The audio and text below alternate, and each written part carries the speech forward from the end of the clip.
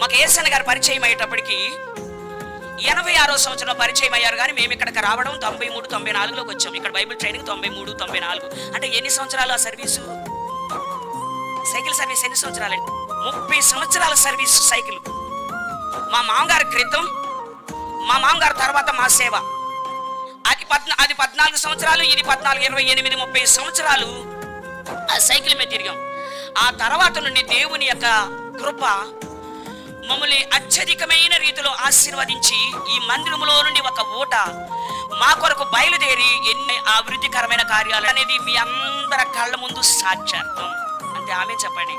ఊట మందిరంలో నుంచి ఎక్కడి నుంచి వచ్చింది? ఏం లేదు. వచ్చి నేను మొట్టమొదటి అడిగేదాన్ని ప్రభు దగ్గర, ప్రభువా మాకు తినడానికి ఆహారం కావాలి, మాకు ధరించుకోవడానికి వస్త్రాలు కావాలి, ఉండడానికి నివాసయోగ్యమైన గృహం కావాలి, మీరు మాకు అట్లా దయచేయండి ప్రభు. అదే అడిగేదాన్ని. ఇష్టం, నాకు ఇష్టం ఉండదు ఒకళ్ళ చేయి చాపడం, నా చేయి పెట్టడం ఇష్టం.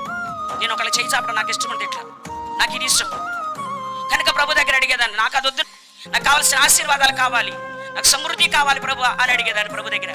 కానీ నా ప్రభు నాకు దయచేసింది ఏంటంటే, ఆ రోజుకి ఈ రోజుకి నా ప్రార్థనా జీవితాన్ని నేను వదిలిపెట్టుకోలేదు. ప్రతిరోజు వచ్చి నేను మందిరంలో కొన్ని గంటలు గడుపుతాను. నాకు విసుగుదల రాదు అస్సలు.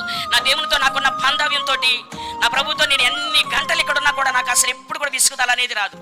ఎంత సంతోషంగా నేను నా ప్రభుతో గడుపుతానంటే అంత సంతోషంగా అట్లాంటి పరిలో నాకు ఏది కావాలన్నా నా దగ్గర అడిగేదాన్ని నేను.